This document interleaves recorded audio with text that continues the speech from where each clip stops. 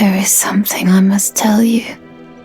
I was an unwanted child, born not of grace, but of a hideous ritual, something that can never be accepted. I know that you have done so much for me, but I wish to ask one last kindness. Kill me, please. The god of fear and hunger is one of the most powerful entities, playing a pivotal role in the world of fear and hunger. The story of her birth is one of the most tragic and complex chapters, filled not only with elements of tragedy, philosophy, and moral contradiction, but behind it lie great mysteries, intricate schemes hidden beneath layers of deceit. This is also the tragedy of a small soul, born to bear a burden she never had the right to choose. The ascension of the god of fear and hunger is not merely the birth of a new deity, but a symbol of human transformation. A moment that marks the boundary between centuries of stagnation and a new era, where mankind drives itself through pain and the desire to survive. This event opened the door to the setting of the second installment, Fear and Hunger, Termina. In today's video, we will travel back in time to where the old gods had faded, where those in the shadows planted the seeds of a new age, an unknown child, a ritual in darkness, and the beginning of the cruel age, an era where humanity learned to turn fear into strength and hunger into a reason to exist. Prepare yourself, for the journey to understand this deity is not only the tale of an ascended being, but also the story of humanity's yearning to rise above itself.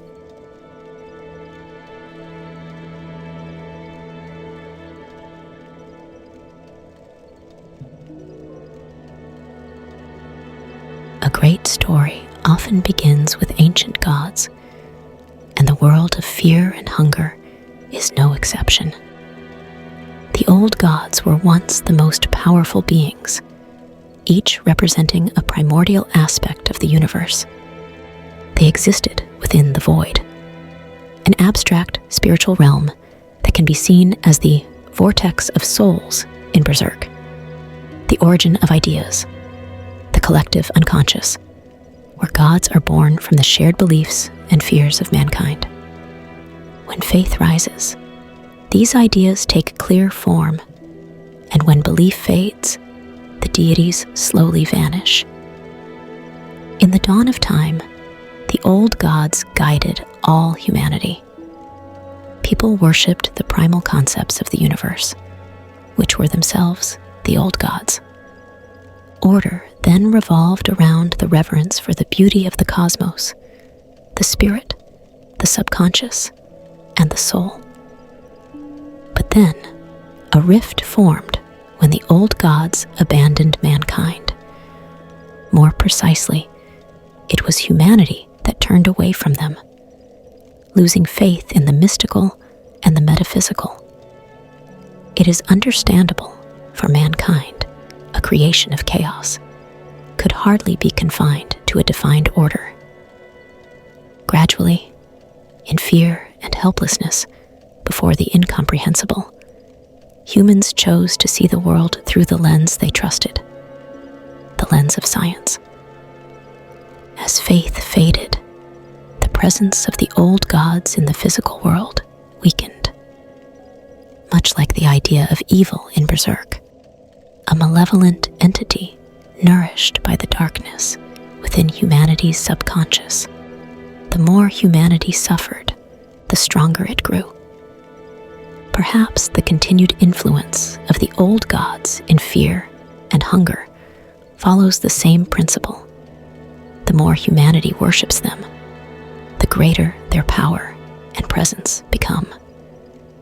This is partly demonstrated in the game, as the old gods grant us their blessings or attention through actions related to their domains, such as acts of lust or desire in the case of Sylvian, or killing, bloodshed, and destruction in the case of Grogoroth. Without the guidance of the old gods, humanity fell into a dark age, like a small boat in a storm with no lighthouse to guide the way. They sank into stagnation and self-destruction.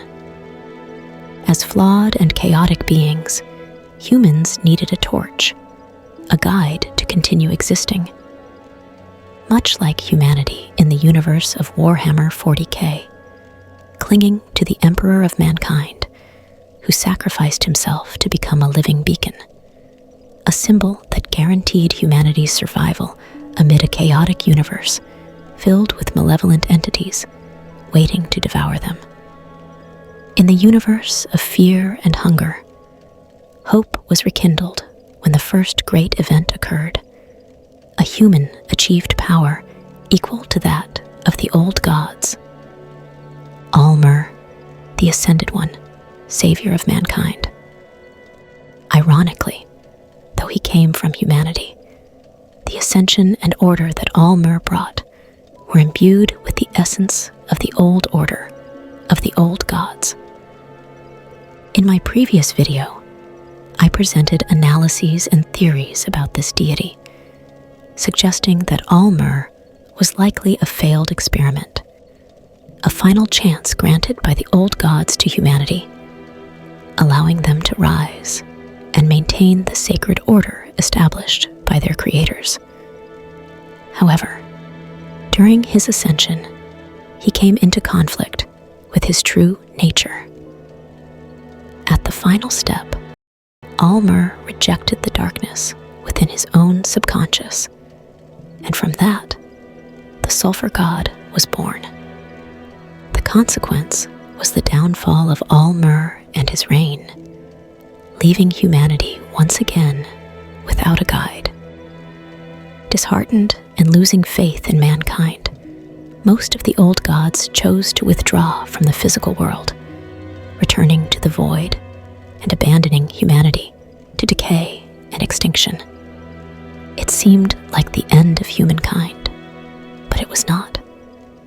Centuries after the fall of RHER, a group of extraordinary individuals emerged, stirring the course of history. They performed rituals and enacted ancient plans recorded and passed down through sacred texts, proclaiming themselves as the new gods of mankind. And they were the key figures in the ascension of one of the most powerful entities in the entire game, the god of fear and hunger.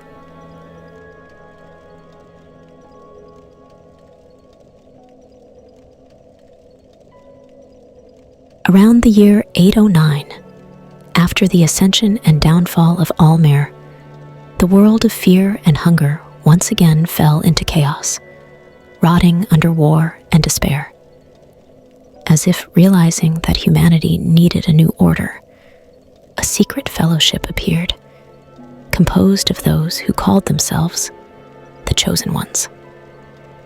5 humans, each carrying their own philosophy on how mankind should evolve, gathered at the edge of knowledge. Francois, the dominating one, who believed that only absolute power could shape the world. Valtail, the enlightened one, who dreamed of enlightenment and rational order. Shambara, the tormented one, who sought truth through pain and the trials of flesh. NILVAN, the endless one, goddess of dreams and rebirth. And the last one, the forgotten one, the 5th, the only one who did not seek glory, but only the truth. The fellowship was formed to seek out the old gods, those ancient deities who had abandoned mankind during the times of great peril. The great kingdoms were decaying, and the noble values once revered by humanity were being replaced by corrupt doctrines and depraved customs. The Fellowship believed that the departure of the old gods had brought humanity into this age of suffering, and that if mankind wished to survive, they must create gods of their own. Wretched in pride and blind to guilt, they turned upon their creators, condemning them for sins that were their own. But perhaps they cannot be blamed, for we humans often recognize our mistakes only when it is already too late. Somehow, the Fellowship obtained information about an ancient temple in the city of Mahabre, said to be a multidimensional nexus, a place where the boundaries of existence converge, where humans could meet their own creators. The desire for power and control over mankind was born within them. For if gods were created from belief, then with faith strong enough, they too could become the new gods of humanity. Their journey brought them before the legendary Golden Gate, said to be the place where RHER ascended to become the savior of mankind as we know him today. Even centuries later, ancient texts still tell the tale. It seemed like the Fellowship had bested all the challenges gods laid for them, but at the most crucial moment, a seed of doubt was planted into the mind of the fifth one. The Forgotten One was the last trial the old gods had in store. His purpose in the grand scheme of things was to create doubt and unease between the Fellowship.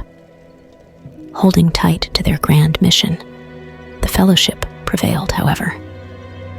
They laid down all the doubts and proceeded to the Golden Temple of Mahabre.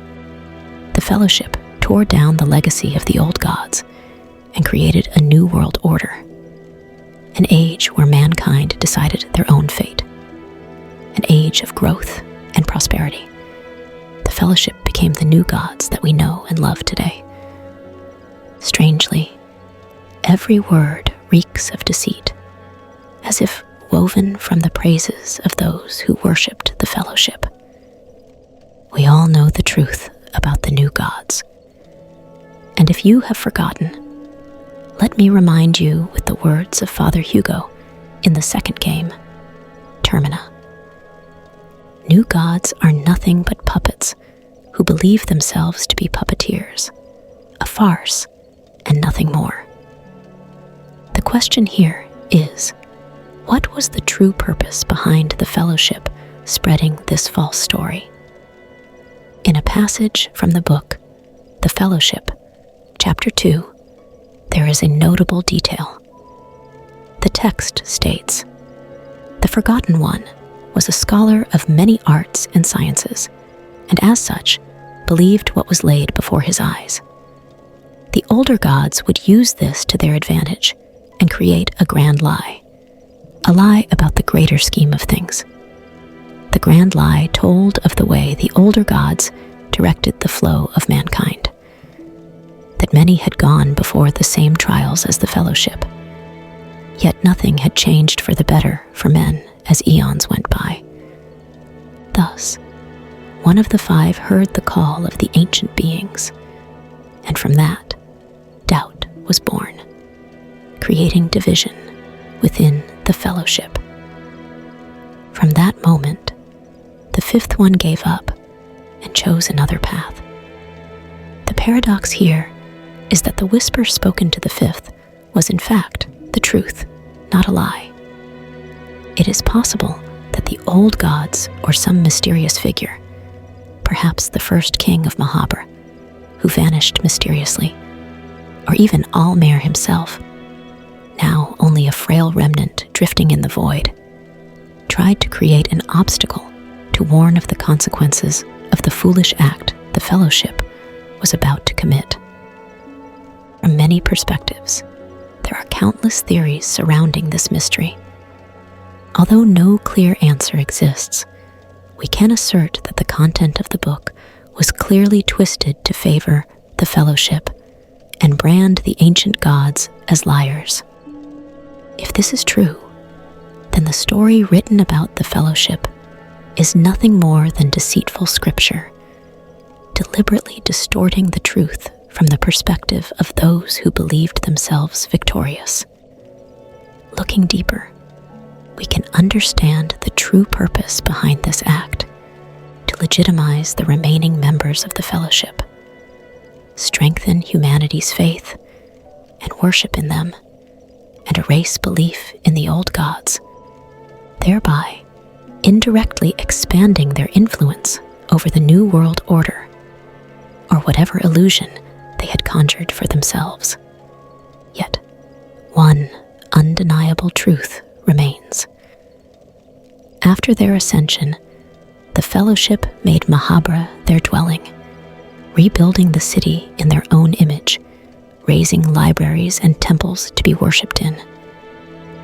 Under their influence, humanity entered an age of guidance, or more precisely, an age of confinement, where they worshipped the exaltation of the human ego. The order they built was a society where mankind worshipped itself, an order that could lead not to progress, but only to narcissism and decay. In the words of Nasra, new gods, in fact, are just a creation of the rules of the old. They are there to guide mankind like cattle to the slaughtering grounds. To worship oneself is to place the self at the center of existence. In the language of fear and hunger, that is the act of replacing the old gods, creating deities born from humanity's own reflected desires. The result is an order that seems progressive on the surface, but is in truth a cycle of self-destruction, oppression, and stagnation. Humans can only evolve when facing fear, and by overcoming it. Just as the fear of darkness gave birth to fire, or the fear of hunger led to the creation of tools for survival, growth always walks hand in hand with fear and struggle. Placing humanity within a fixed order cannot make it progress. It is instead a shackle upon the species, turning them into cattle led to the slaughter. In time, it became clear that the murmurs once reaching the Forgotten One were no mere delusions. The Fellowship's creation endured, but briefly before it was swallowed by oblivion. Humanity once again was trapped in the loop, repeating the meaningless act of ascension, merely to light a flickering torch amid the storm, or to break it in search of their own path, a path terrifying yet full of new hope. This reminds us of the cycle of linking the flame in Dark Souls, or of patching the shattered Elden Ring to preserve the decayed Golden Order in Elden Ring, a struggle in vain. Perhaps even the remaining members of the Fellowship, after ascending, realized this truth, though some mistakes can never be undone. Some of them may have continued to delude themselves, believing their actions righteous, a foolish arrogance no different from blindness. Facing the decay and fading of their own reign, one among them, in a moment of despair, performed an act that forever changed history, a desperate attempt, but also a fragile spark of hope, a light in humanity's endless night.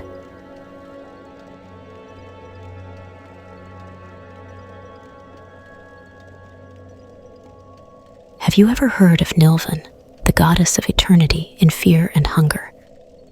NILVAN, also known as the Endless One, is an important figure in the universe of fear and hunger. She is the only female member of the Fellowship, but also the most distinct among them. While Francois and Voltaire sought domination through knowledge and power, NILVAN believed that dreams and eternity were the true doors to divinity. NILVAN first appears as a half-bodied goddess, bare from the waist up, her lower body and arms covered by a long robe. Her design carries both alluring beauty and a faint sense of eeriness, like a beauty born of dreams. In dialogue in the dream at the Tower of Endless, Darce once mentioned, "NILVAN of the new gods is supposedly beautiful, just as the tormented one used to be." This detail emphasizes NILVAN's beauty, yet also reflects the fleeting and dangerous nature shared by all new gods. As the bearer of the endless soul, NILVAN embodies the yearning for freedom and limitless creation. More than anyone, she longed for liberation, yet was obsessed with beauty and eternity. NILVAN believed that humanity possessed infinite potential and wished to guide them beyond the shackles of the old gods. After the Fellowship ascended, NILVAN chose to reside in the Tower of the Endless in Mahabharata. Although there is no official account of how she became a god, it seems that after her ascension, NILVAN gained the ability to enter the dreams of others, spending most of her existence in that state.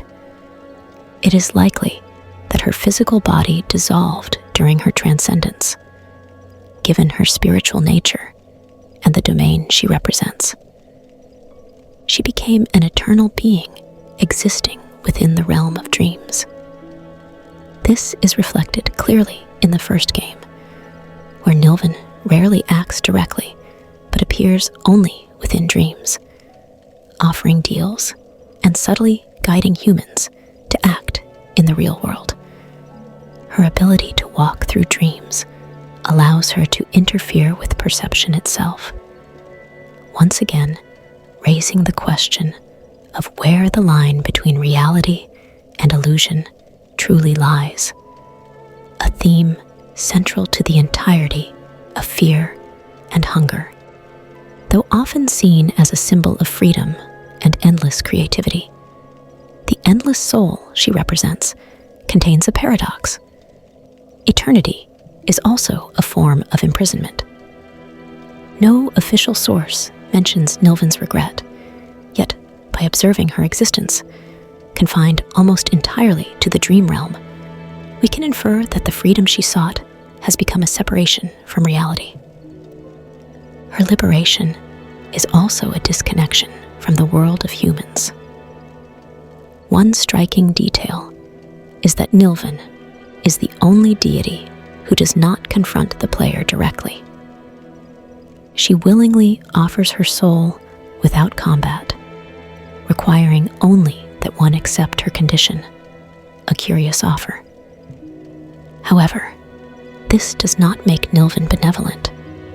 In the world of fear and hunger, nothing comes without a price. Beneath her serene demeanor lies a deeper scheme. I believe NILVAN's case is no different.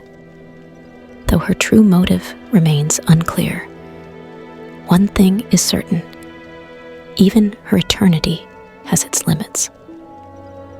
By the time of the first game, NILVAN's presence in the physical world had nearly vanished. People knew of her only through rumors, through dreams, or through the empty Tower of the Endless. This could represent the fading faith in the new gods, or more simply, the decay that defines the world of fear and hunger. When humanity ceases to dream of gods, the gods themselves fade from human memory. By the late 16th century, NILVAN realized her power was finite. Her reign, too, would be forgotten in the flow of time, replaced by new generations of deities. In despair, the goddess began searching for the key to true eternity. Amid the countless dreams she wandered through, NILVAN repeatedly heard a name, a voice describing a man rising from the depths of the human psyche, a soul not belonging to her age, yet carrying destiny, a being prophesied to unite mankind. Believing that this man held the key to the eternal legacy of her reign, NILVAN, at an unknown time, reached out to him through dreams and made an offer he could not refuse. Many believe this was the beginning of the pact between NILVAN and mankind, a covenant whose consequences, perhaps, still echo to this very day.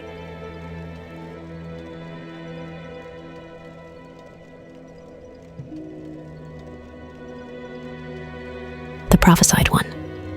Already, while still alive, there were many tales written and sung about his tale. We don't know where the prophecy got started, but needless to say that it's all fallacy. But the man himself is a curious kind. There is definitely something different about him, and whatever his part might be in the greater scheme of things, at the very least, he started something larger. Those are the words of the new gods when asked about Lagarde, the prophesied one. Lagarde is a key figure in the Fear and Hunger series, the so-called man of prophecy, and the very one NILVAN sought. After her ascension, NILVAN realized her power was not eternal. To prolong her existence and preserve the reign of the new gods, she turned to prophecies, foretelling a man who would unite the warring nations. That man was Lagarde. An interesting detail.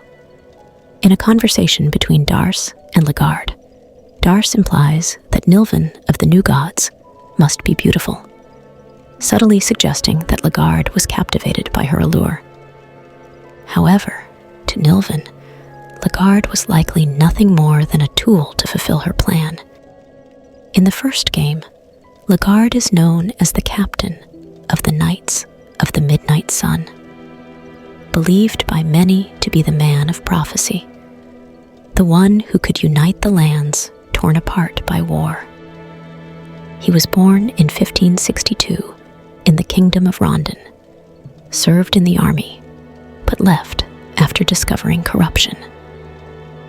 In 1579, he founded the mercenary order Knights of the Midnight Sun, drawing followers from commoners thanks to his humble origins and magnetic charisma. The prophecies about the one who would unite the lands spread rapidly. Though he publicly dismissed them as childish wordplay, Lagarde was shrewd enough to recognize their potential. He admitted that he would use the prophecy itself as a weapon to become a god. Lagarde dreamed of a new age of mankind, a grand kingdom built upon purity rather than blood and violence. Yet, he soon realized that human strength alone was insufficient. Only by becoming divine could he change the world. And to achieve that, Lagarde was willing to sacrifice not thousands of lives from both sides, but a single soul surrendered to the darkness, his own.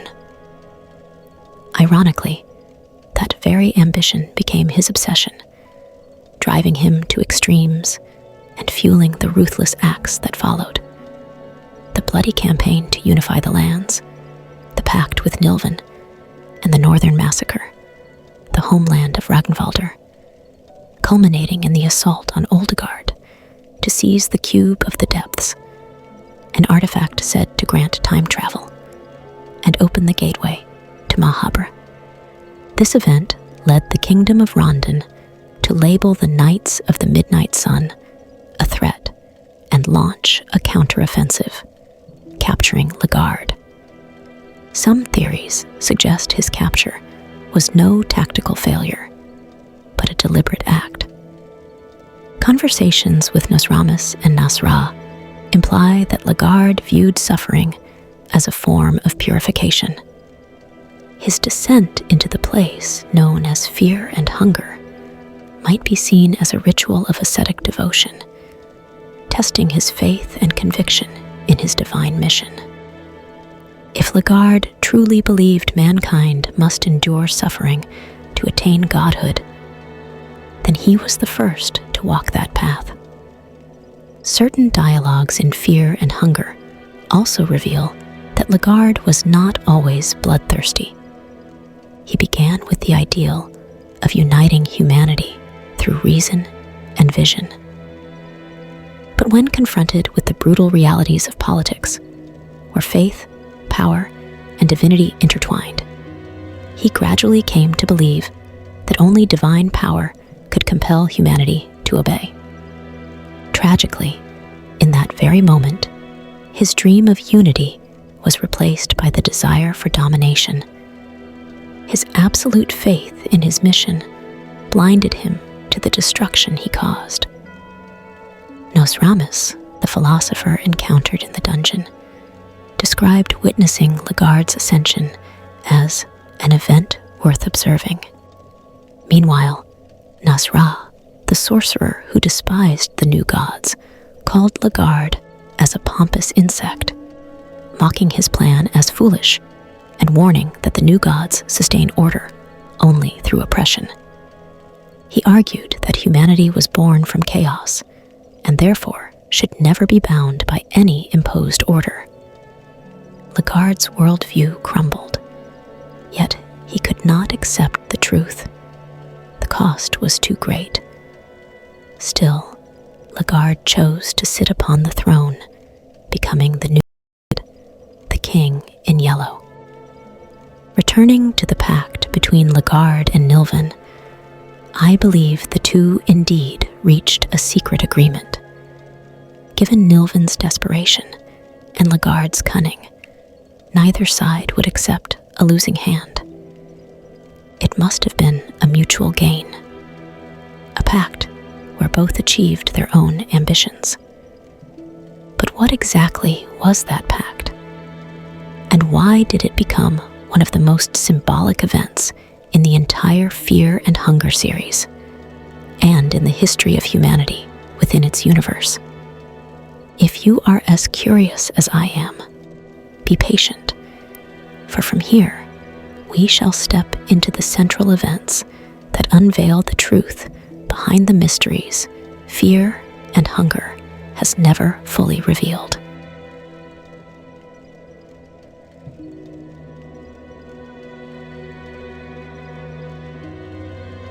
Flash forward to the events of the first Fear and Hunger, where the setting places us in a dungeon within the kingdom of Rondon, a place where darkness and madness have devoured everything. This system of catacombs was not built at random. It was once a wartime prison constructed atop ancient tombs, becoming a nexus, a point of intersection between multiple dimensions. Rondon once used the legends of horror surrounding these tombs to instill fear in their enemies, but they did not realize that the darkness below could not be contained.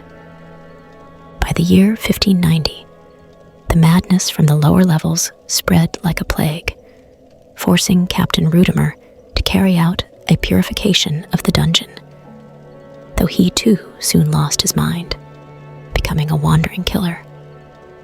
What is intriguing is that the dungeon seems to be more than just a prison. It behaves like a living organism. Even the origin of the darkness and insanity within it remains shrouded in mystery. According to scattered descriptions in the game, the Dungeon of Fear and Hunger was built upon the body of the god of the depths, or at least what remains of it. The god of the depths is one of the oldest deities, dating back to an age when the boundaries between the void and the physical world were not as separate as they are now. As I have mentioned in earlier analyses, The world of fear and hunger is heavily influenced by the layered, interwoven reality of Berserk, where the real and the surreal bleed into one another. A striking parallel lies in the idea of reality being invaded, where the human world gradually merges with what lies beyond comprehension. In fear and hunger, this overlap manifests through the supernatural phenomena inside the dungeon. But why does this occur? Unlike the great roar of the astral world in Berserk, which permanently merged the physical and astral planes, fear and hunger confines this overlap solely within the dungeon. In other words, the dungeon itself is the meeting point where beings and concepts from both realms coexist. To understand why, we must turn to the ancient records. It is said that long ago, the god of the depths took a mortal bride known as the Maiden of the Depths.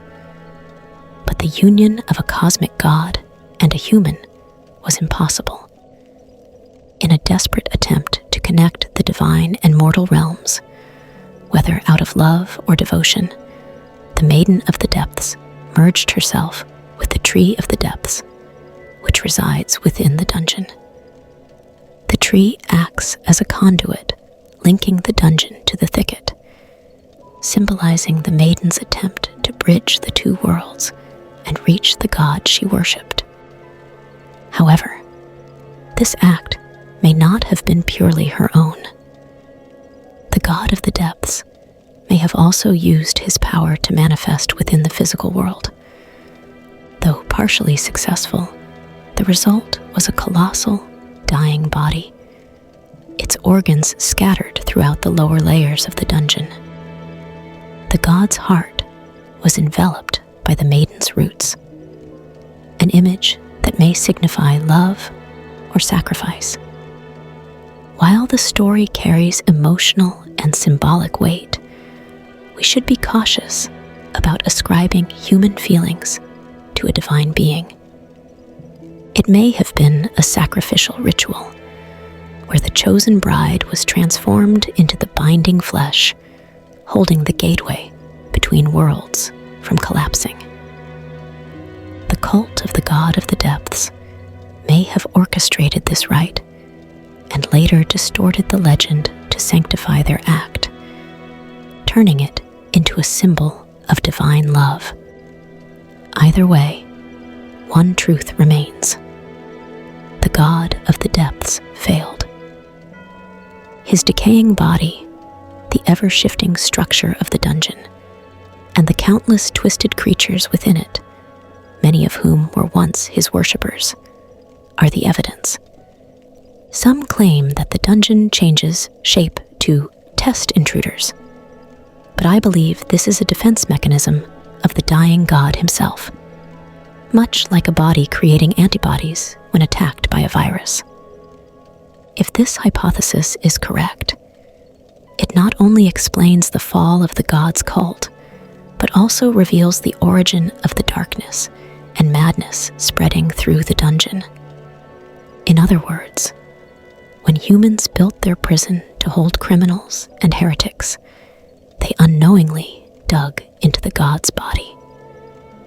That flesh, filled with the essence of disgust and shadow, began to seep its consciousness throughout the dungeon, turning it into a living organism of traps, blood, and horror.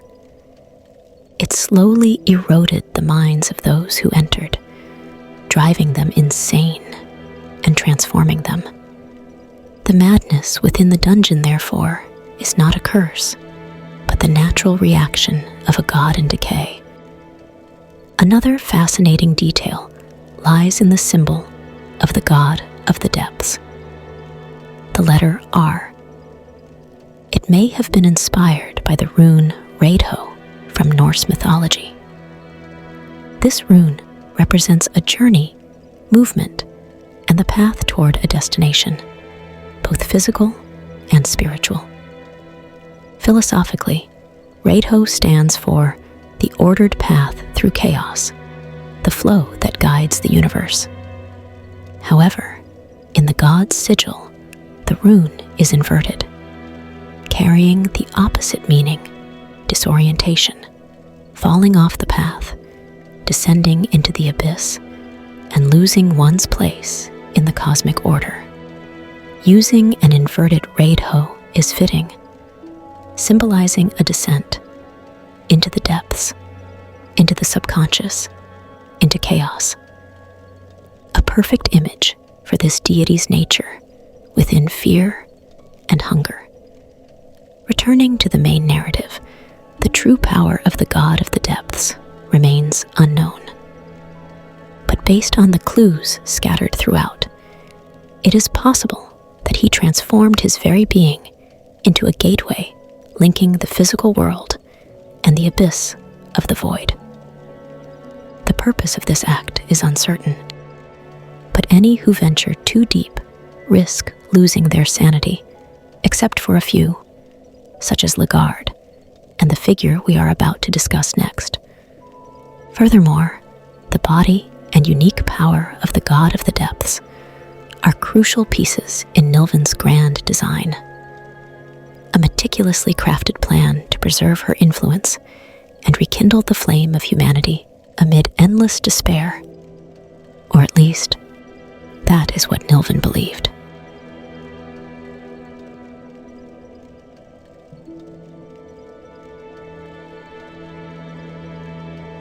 Chronologically, from the first moment we set foot in the dungeon, the original purpose is clear.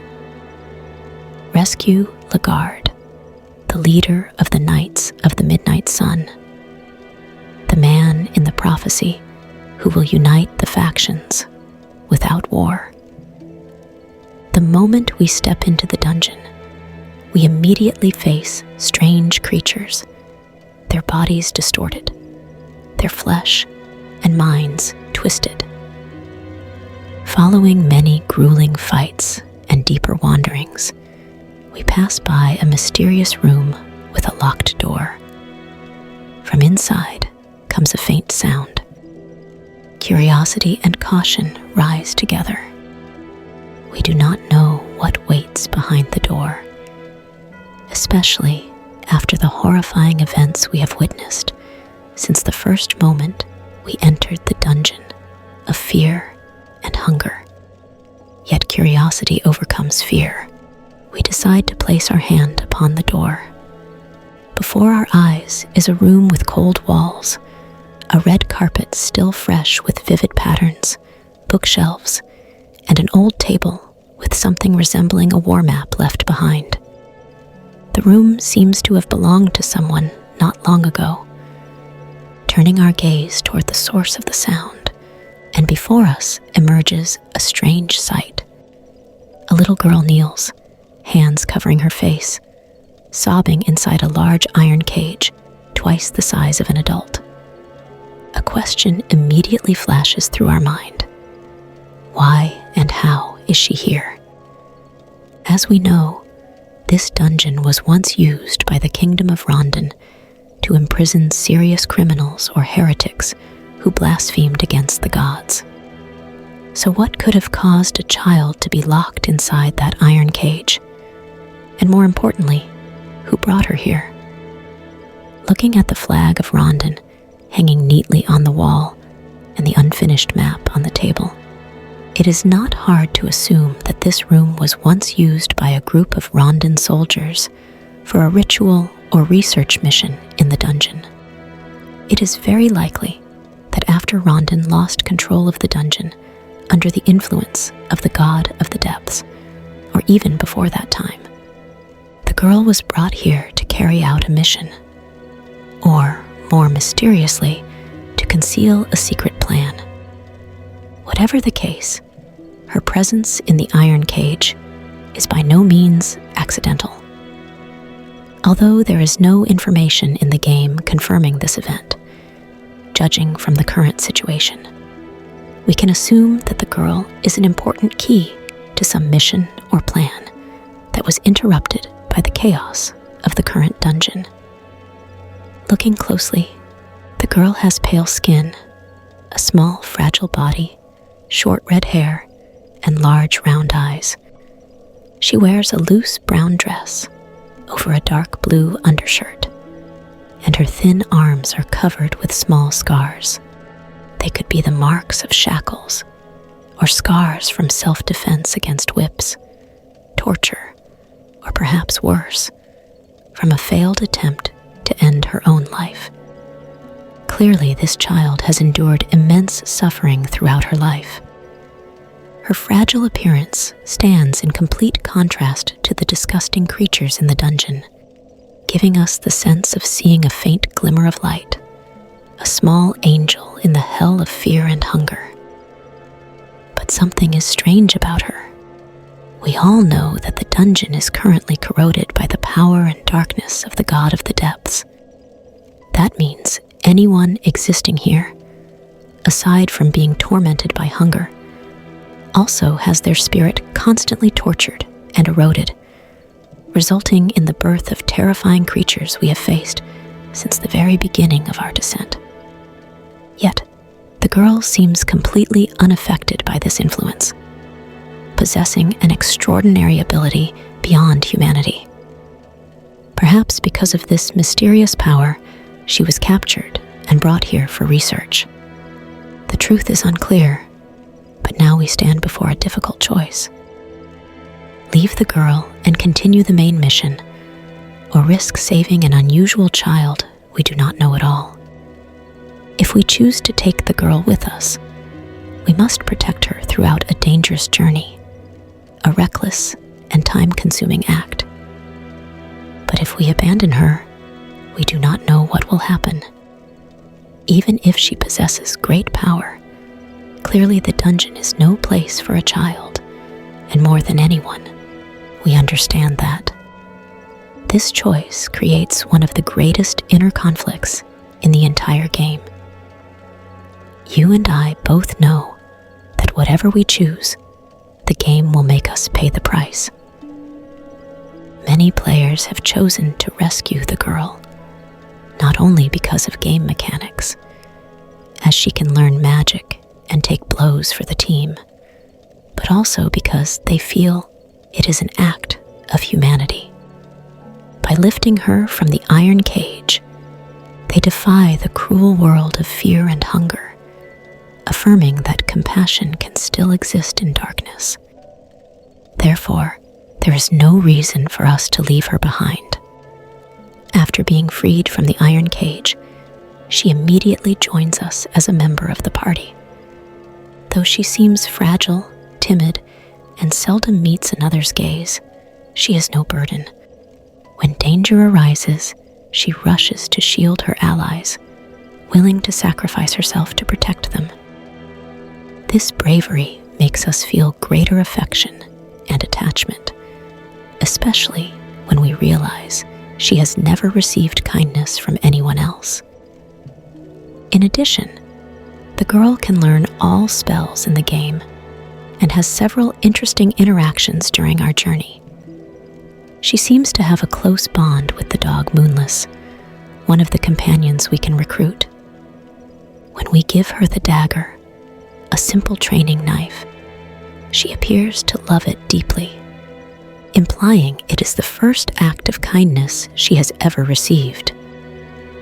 When we offer her the second gift, the peculiar doll, a doll carved in the image of a long-haired man, and comfort her with the talk skill, a special interaction occurs, along with her only line of dialogue in the entire game. She holds our hand tightly, keeps it for a moment, then gently lets go, answering with a short, hesitant yes.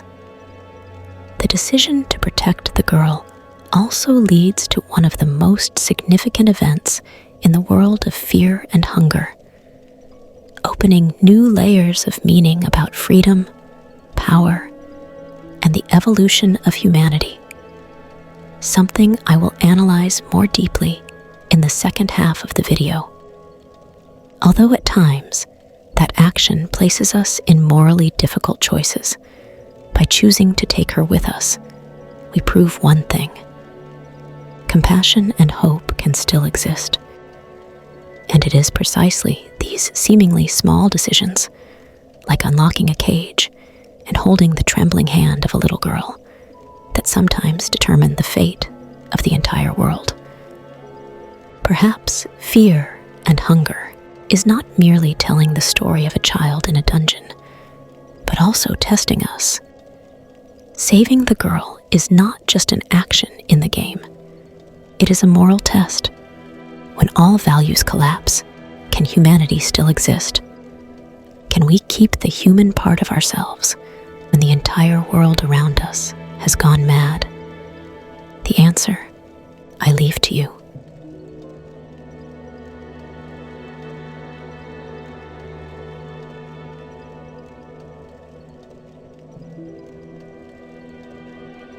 Foul tarnished, in search of the Elden Ring, emboldened by the flame of ambition. Someone must extinguish thy flame. Let it be Margit the Fell. The theme of extinguishing a seed or a flame of ambition before it turns into an uncontrollable fire does not only appear in Elden Ring, but also in many other works, and Fear and Hunger is no exception. After the shroud of darkness of the god of the depth covered the dungeon of fear and hunger, the soldiers stationed there fell into despair. Somehow, they discovered a method to escape madness and plague by performing a ritual called the marriage of flesh. It was a ritual of devotion to the goddess Sylvian, allowing two or more beings to merge into a new entity. The ritual granted participants the ability to heal and great strength, but the final form depended on their nature. If successful, the creature, called a marriage, could appear almost normal. But if the beings were too different or lacked devotion, the ritual would turn them into a grotesque mass of flesh, bloody, wheezing, and nearly immobile. A particular case was recorded in which a group of guards performed the marriage of flesh, a desperate act to seek the mercy of the goddess of love, Sylvian, in order to cling to life. However, the ritual likely failed as they intended. The result was that they transformed into a deformed creature known as the human HYDRA. The human HYDRA resides in an isolated room. Its body twists from many human torsos, joined together into one mass of flesh, with countless limbs and human heads protruding. It does not actively attack, only screams and demands human flesh. When speaking loudly, the heads compete to speak, half begging, half cursing. One of the offers it makes is the sacrifice of the girl, the little girl traveling with us. But why the girl and not anyone else? According to the information we have, creatures like the human HYDRA are extremely sensitive to extraordinary energy, especially from souls, and crave to devour it. It is very likely that inside the girl hides a mysterious source of power that makes monsters like the human HYDRA hunger for her. Although there is no current answer, it is obvious that sacrificing the girl to this disgusting creature is not a wise action. But what if the opponent is a polite figure, willing to offer valuable items in exchange for the child in your party? POCKETCAT appears for the first time in the cavern, next to a few wooden crates and empty barrels. He is a mysterious figure, tall and slender, wearing a cloak and a cat mask. He behaves politely, but his offers are always filled with ambiguity. The first time POCKETCAT talks to us, he asks about our experience in the dungeon, about light and darkness, connecting them to the opposing aspects of the old gods, hinting at his connection to one of these entities. POCKETCAT introduces himself as a merchant and shows particular interest if we bring the girl with us. More concerning is the way he uses words when speaking about her, as if she were an object. The truth gradually becomes clear. He accepts children as currency instead of silver, a true boogeyman. During the events of fear and hunger in the year 1590, the kingdom of Rondon faced not only deadly plagues, but also the mysterious disappearance of countless children. The connection between POCKETCAT and these disappearances is almost undeniable. Furthermore, he is willing to risk entering the dungeon of fear and hunger to hunt and eat children through his vile trades. For some reason, he particularly targets the girl traveling with us. Throughout our journey, we encounter POCKETCAT more than once. Each time, his attention is fixed on her, and during the final encounter, when we refuse him, he shows clear anger and leaves in disappointment. Beyond his disgusting obsession with children, perhaps POCKETCAT senses or knows something special about the girl. This makes us even more curious about her origin and the power she hides, something even she may not realize. We do not have to wait long for an answer. When our party enters the ancient tombs of the past Mahabri, we face the Lady of Moon, an entity that emerges from the green hue, a space believed to be where the old gods were born. The Lady of Moon does not believe humans deserve to stand equal to the old gods, but is still willing to help if paid a price. During the battle, she offers a deal. She will completely restore the body and mind of our party, even heal severe wounds that are nearly impossible to treat in exchange for one thing, the girl. If accepted, the party is fully healed, but the girl will be taken away and never return. The Lady of Moon reveals that she and POCKETCAT both serve RHER, the moon god, also known by many titles such as the trickster moon god or the delinquent one. RHER is a cunning and jealous deity who does not wish to share power with mankind. He uses deceit to reduce the influence of the new gods and orders POCKETCAT and the Lady of Moon to kill children in order to prevent the growth of humanity. His ultimate goal is to erase every potential seed that could rise to divine stature. His influence even extends to the second game, when RHER has already disappeared. Yet his remaining power is still strong enough to manipulate humans and cause the bloody festival Termina. Perkele, a former human who once won the Termina festival, appears as the one in charge of the ceremony. The new gods describe Perkele and his group as leeches, leeching on the older gods, pursuing their own agenda. Miserable figures.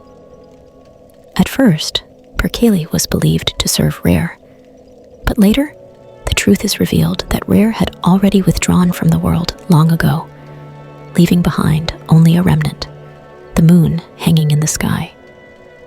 It is revealed that Perkele is actually the leader of the cult, worshipping the sulfur god, a remnant of hatred left behind during the ascension of Almer. Perkele uses the lingering power of RHER as a natural force to operate the Termina festival, forcing potential humans to kill each other and shed blood to restore and spread the power of the new god he worships. Many dialogues in this part confirm that RHER is absent, but his doctrine still guides followers like POCKETCAT and the Lady of Moon to continue their pursuit of destroying the seeds of mankind. Thus, the truth becomes clear. The girl carries within her a divine seed, perhaps more special than any other. A seed with the potential to grow to the level of the old gods. POCKETCAT and the Lady of Moon recognized this from the very first meeting, while the human HYDRA sensed the strong divine soul within her and wished to devour it. RHER knows that if this soul awakens, the girl could become a new god, threatening the order and influence of the fading old gods.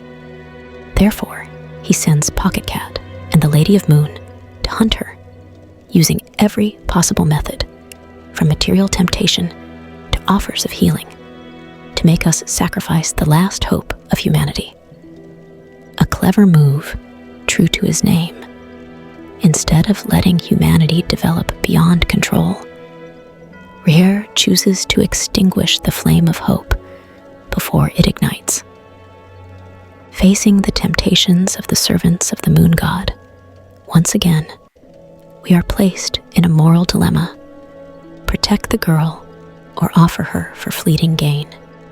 This is the central theme of fear and hunger. Will we sacrifice fragile hope for survival, or will we firmly protect the future of mankind against the schemes of the gods? Before we make that choice, there are still questions to be answered. We still unclear about who brought her to the dungeon of fear and hunger. And more importantly, what was the true purpose of the one behind it? If you're as curious as I am, stay patient, for soon we shall peel back every layer of mystery and unveil the grand conspiracy behind the one who pulls the strings from the shadows.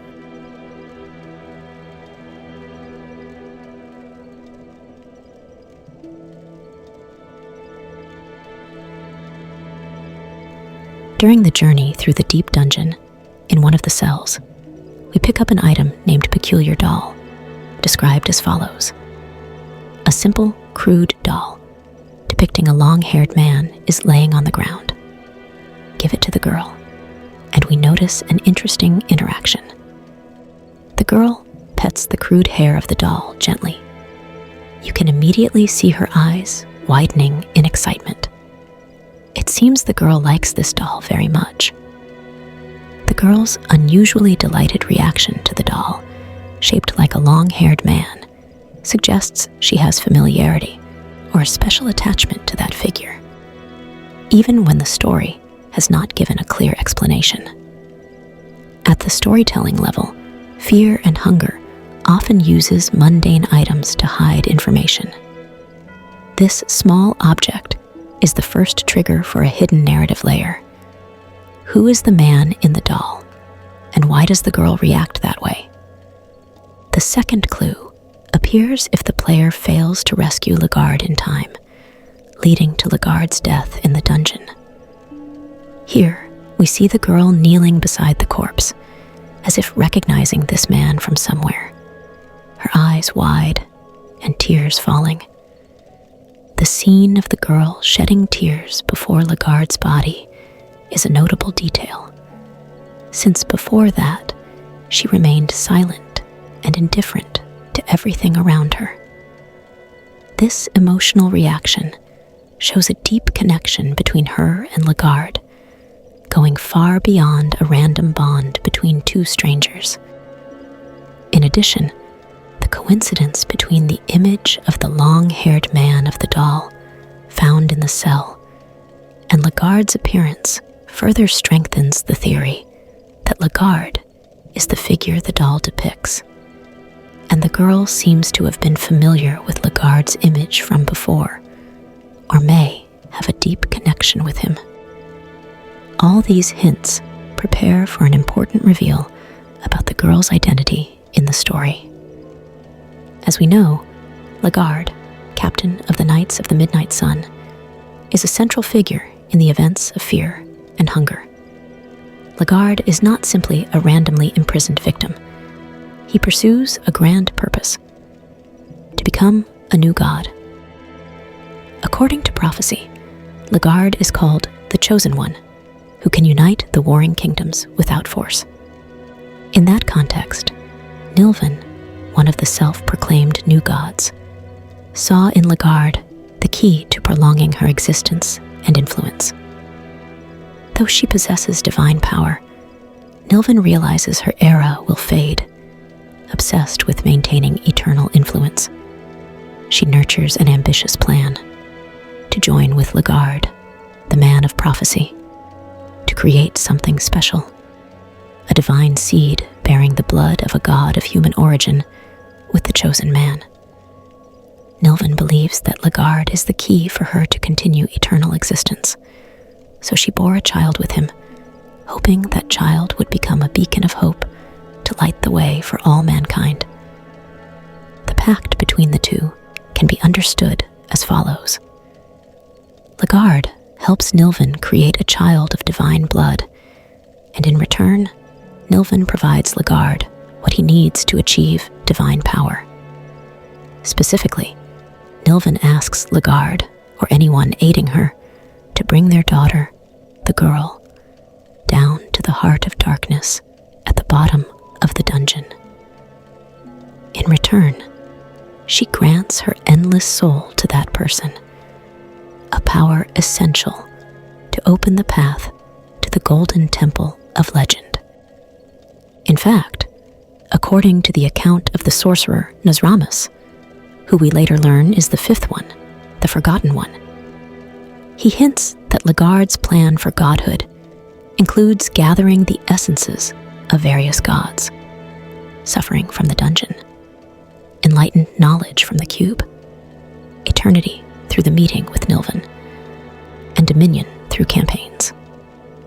This implies that LaGarde received immortality from NILVAN as part of the deal. In other words, NILVAN gave LaGarde knowledge and a piece of the key to become a new god, the soul component needed to enter the Golden Temple, where the throne of ascension sits.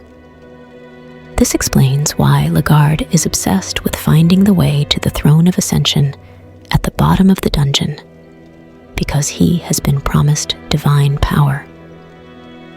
The covert pact between LaGarde and NILVAN underpins many events in the plot, showing that each side seeks to use the other to achieve their own goals. One craving divine power, the other craving everlasting influence. Returning to the girl, the nameless child with an ancient soul, the key character of fear and hunger. From the clues and the pact above, the truth emerges. The girl is the daughter of the new god, NILVAN and LaGarde. This lineage explains all the anomalies surrounding her. It is no surprise that other new gods in the grand marvel at her as a pure entity, crystallizing the power of the new god and the chosen one's seed, an unprecedented phenomenon in history. The girl's attachment to the doll resembling LaGarde and her tears beside his corpse now have an answer. It is not random empathy, but the feeling of a child for her father. Although the game does not directly state that LaGarde is the girl's father, fear and hunger cleverly plants details for the player to connect and realize this shocking truth. The girl's existence is living proof of the pact between LaGarde and NILVAN.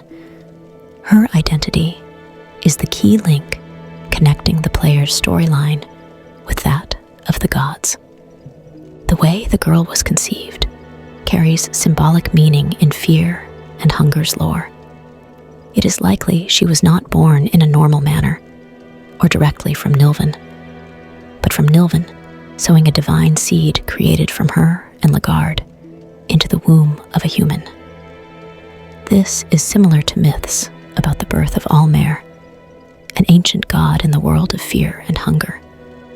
RHER was born human, yet also carried a divine seed created by the old gods. By planting the seed in a virgin mother, RHER later martyred and ascended to godhood, becoming the only ascended god equal to the old gods. NILVAN likely imitated Almer's tale in a more modern way due to her limitation of existing only in dreams. She conceived with Lagarde to create a divine seed in the dream, then implanted this seed into a human fetus. The result is the girl, a child born by humans, but implanted with a divine soul. She was born as a blank slate in the darkness of mankind, carrying both the power of the new God and the chosen one's seed. This is an unprecedented union, and as NILVAN hoped, the child has the potential to become a guiding light for humanity. Even elder gods like RHER pay special attention to this threat. From birth, the girl possessed an ancient soul shining like that of an old god. However, since she was born from humanity, her true power does not lie in biological lineage, but in the ancient soul within. Her small body cannot contain or comprehend all the divine power. It is like a vessel too small for the flow of a god's strength. This may explain why she showed unusual abilities from birth and was seen as a dangerous aberration, making it easy for her to be kidnapped and tortured into the dungeon for study. Or perhaps this was NILVAN's manipulation of Rondon's leaders, since the ancient soul lay dormant, waiting for a special condition to awaken. NILVAN knows this limit. Her daughter needs a catalyst and a body strong enough to activate and contain the full divine potential. That is when NILVAN's plan of ascension is set in motion. NILVAN arranged for the girl to be taken to the deepest level of the dungeon, the heart of darkness. There, according to the pact, a ritual of ascension takes place. The girl is placed on the altar of darkness inside the body of the god of the depths. The presence of the girl, together with the sacrifice of the old god of the depths, is the extreme catalyst to awaken the ancient soul. As planned, when the ritual takes place, the girl begins the process of ascension and becomes the new god of fear and hunger. In that moment, the mortal child transforms into a new divine being, inheriting the legacy of the ancient soul within her. The girl absorbing power after the old god of the depths is slain implies she found a fitting vessel. The power of the ancient god transfers to her, completing the transformation. The girl ascends to the throne as the god of fear and hunger, opening a new era for mankind called the Cruel Age. This is the final destination of NILVAN's plan. Her daughter has become a new god, continuing the ideal of leading mankind through suffering by progress, while ensuring NILVAN's influence endures through the child's blood and soul. As for Lagarde, his aim is nearly achieved, since the girl, the creation of his pact, holds divine power. Although his fate in the game's events can vary, his role in the girl's birth has become part of legend, a mortal who helped give birth to a god.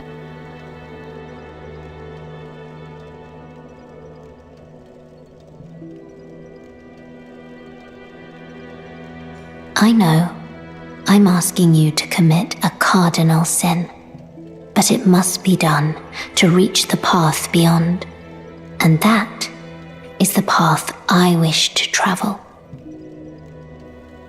In the pursuit of grand ambitions, many stories place characters in situations where they must make sacrifices, even committing acts considered sinful, to reach a higher path for their ideals.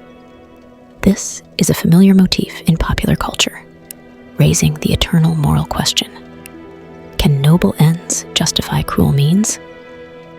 In Elden Ring, the Tarnished commits the great sin of burning the Erdtree, an act that demands the sacrifice of the maiden Melina, only to open the path to the Elden Ring.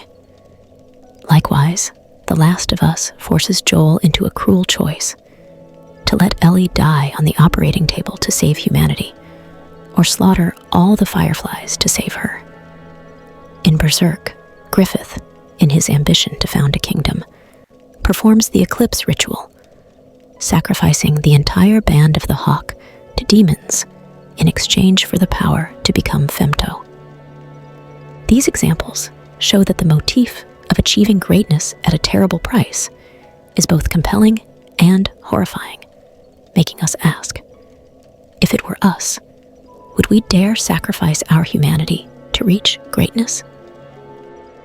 The theme of sacrifice for the greater good is also central to Fear and Hunger, a world where mankind longs to reach divine power even at the cost of their souls. Throughout the dungeon journey, we accompany the girl, the child bearing divine blood from the goddess NILVAN and the prophesied man, Lagarde. Her destiny is set to become the god of fear and hunger, the beacon of humanity, as NILVAN envisioned. However, to make that reality, we face the most merciless decision in the entire game.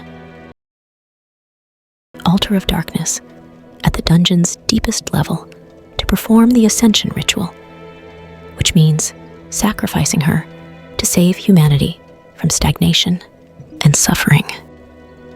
Or refuse, abandon the mission of salvation, and choose to preserve her life. This choice is the ultimate moral test: to sacrifice an innocent life for the greater good or protect humanity at the cost of the future. After countless dangers and temptations from the cunning moon god, our journey with the girl reaches the deepest level of the dungeon. There stands the Altar of Darkness, an altar inside the decayed body of the god of the depths. According to lore, the altar is the dark heart within the dead god's body, a visible symbol of inner hell. The scene of corpses piled high recalls Griffith standing atop a mountain of bodies in Berserk, the moment he faces his own darkness, realizing his ambition has always been built on the blood and bones of both friends and foes, meaning he has always used blood as the stepping stone for his ascension. To initiate the ritual, we must destroy the hearts of the god of the depths scattered across the dungeon. Only when this old god is fully slain does the altar become ready for the divine seed to sprout. This is a crucial detail. The girl's ascension requires the corpse of a dying god. The final scene is one of ultimate dark ritual. We lead the girl into the gaping corpse of the god of the depths, standing atop mountains of piled bodies, staring into the abyss where all light fades. The moment she gazes into the void, the ascension begins. The ritual of ascension is described as horrifying and excruciating, emphasizing the terrible price of transforming from human to God.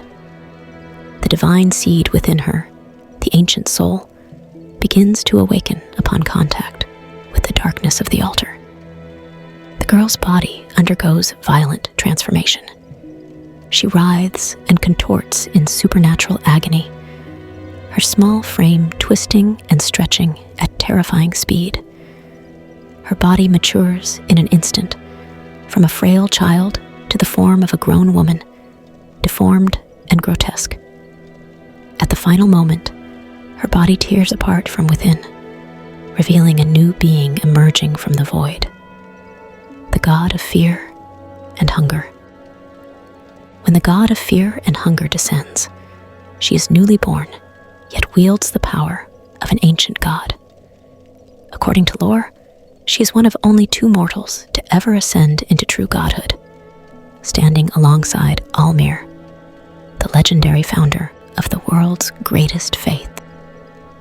But the price for divine power is great. The girl loses all traces of humanity. Most tragically, upon becoming a god, with the cold understanding of a divine being, the god of fear and hunger kills the very one who saved and protected her the player. This seemingly cruel act, in the eyes of the newborn god, is the final mercy granted to the hero who followed her, ending their suffering, for there is no way for a mortal to leave the dungeon. That moment marks the complete severance from compassion.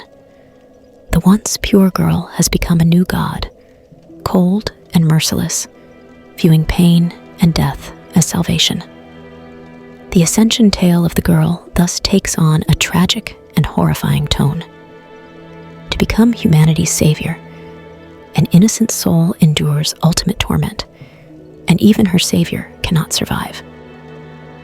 This haunting transition marks the dawn of a new era, the birth of a god born from pain and sacrifice.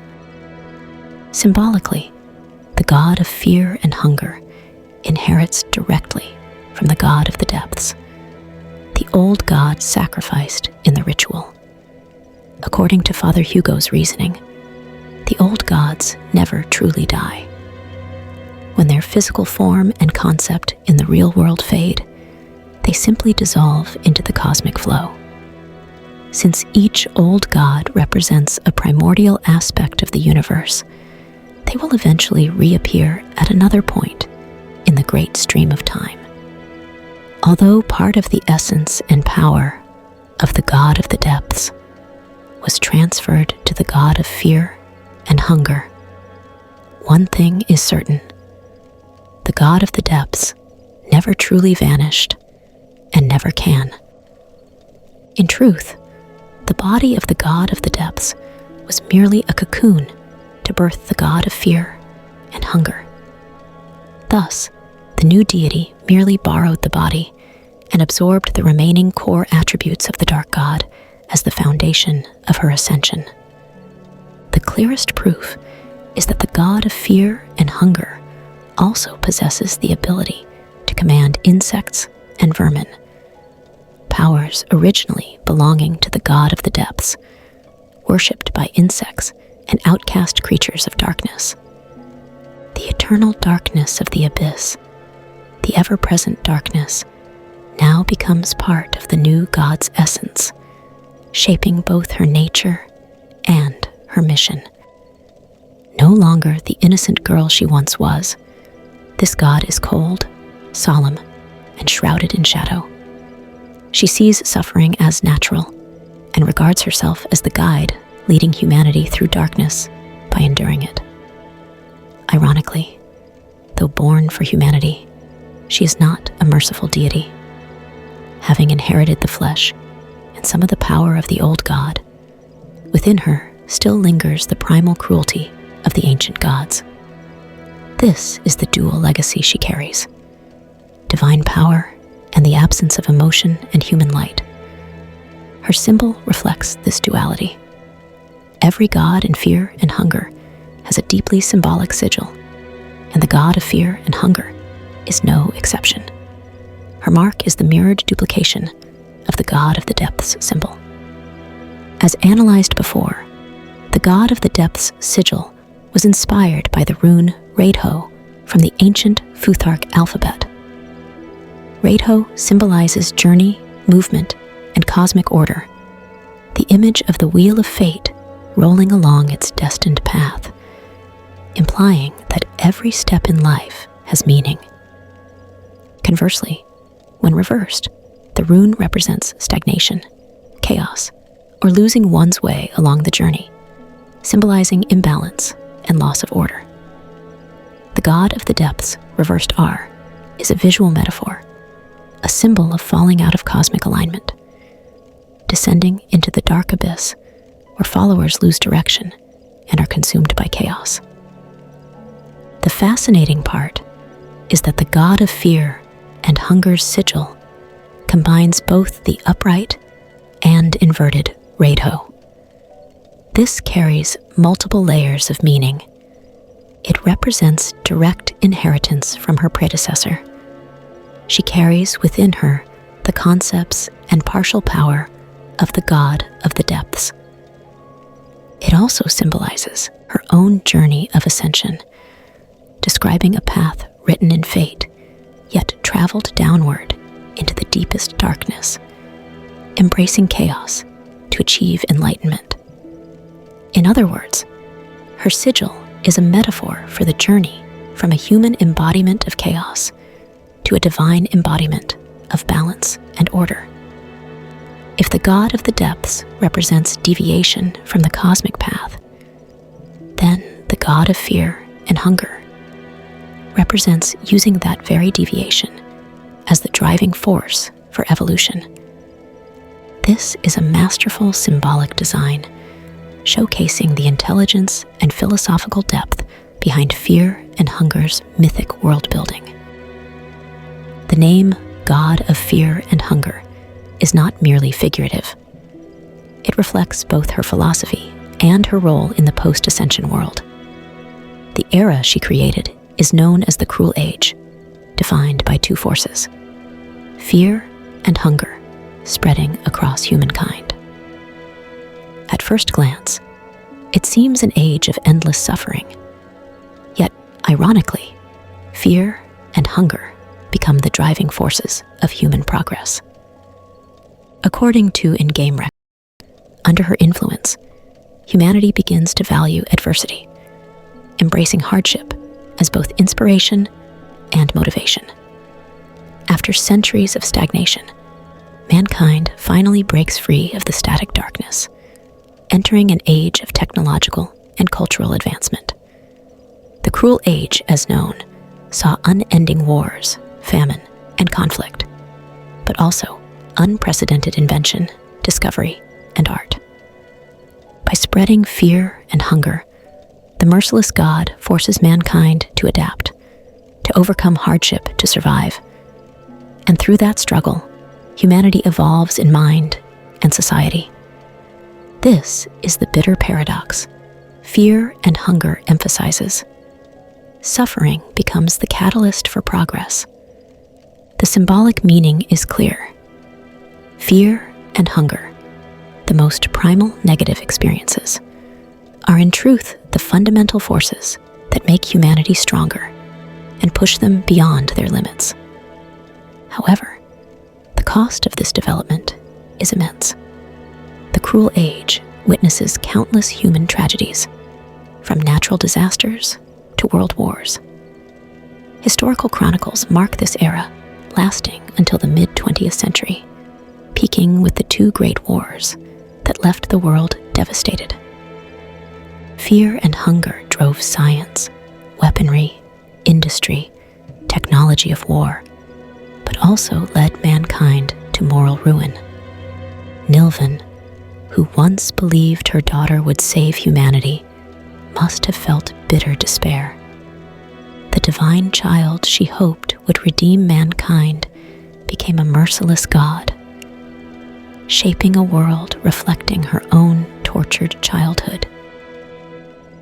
Indeed, the god of fear and hunger lacks emotional maturity and compassion to lead with kindness. She sees suffering as inevitable, not something to be eliminated.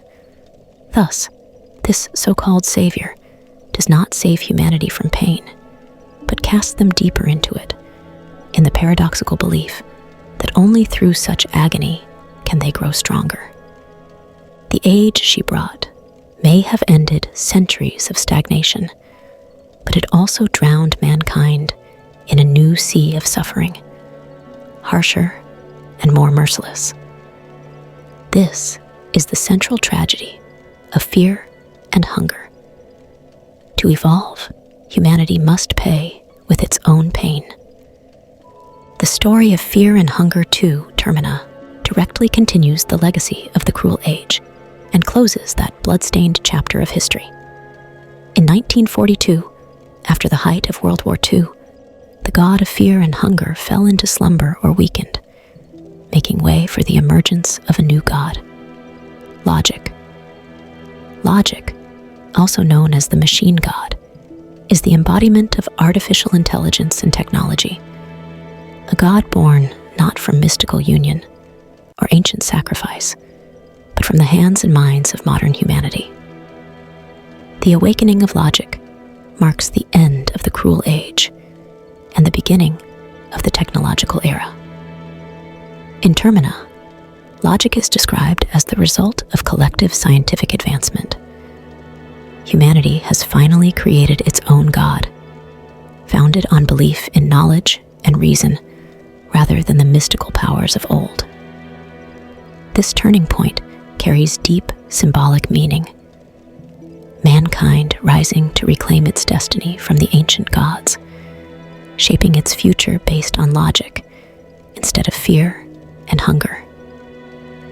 Looking back, it is clear that every fear and hunger game revolves around a major evolutionary leap in human history. The first game tells of the collapse of the old order created by RHER and the rise of the harsh industrial age under the rule of the god of fear and hunger. The second depicts another turning point in mankind's evolution, from a dark, blood-soaked age to the era of logic and machinery. With each transformation, humanity is reborn through the appearance of a new god, and each time, the price is terrible. In NILVAN's case, she failed to create a god truly for humanity. Her daughter fulfilled the prophecy by leading humanity out of stagnation, but not in the merciful way NILVAN hoped. The god of fear and hunger was not the perfect savior. She still bore the traces of the old gods and ruled with cruelty. Thus, mankind was forced to seek a new god of its own making, reflecting the modern faith in science. Logic represents the pinnacle of that desire, a god of pure reason, emotionless, born from technology after humanity's endless suffering. But will this machine god bring paradise, or merely a new, colder tyranny? That question remains open, one we will explore in the future. The ascension ritual in Fear and Hunger therefore stands as an epic and terrifying portrayal of humanity's desire to transcend fate, from the sacrifice of an innocent girl to birth a ruthless god, to the suffering that God spreads as a form of therapy for progress. The story provokes reflection on the price of evolution. Clearly, to reach the path beyond, humanity in this world paid in blood and tears. The theme mirrors our own reality. Human history, too, is filled with great leaps in civilization, born from war and crisis. Perhaps fear and adversity truly are the cruel engines that drive us forward. After all, the ultimate moral question remains haunting. If it were you, would you sacrifice yourself for what is deemed right? This is not only a question for the game's hero, but for us all, about the moral boundary between righteousness and ambition. The answer is never simple. Fear and Hunger shows an extreme vision where the righteous path is achieved through the gravest sin, the sacrifice of innocence, and its result is both progress and tragedy. The work ends openly, but its lesson is clear. Power and progress born from fear and suffering carry immense moral consequences. Whether in fiction or reality, we must each draw our own boundary. Is there ever a goal noble enough to justify any means? Or is refusing sin the only way to preserve our humanity against the temptation of power? That unanswered question is what gives Fear and Hunger its haunting depth, a dark epic about mankind's yearning for ascension.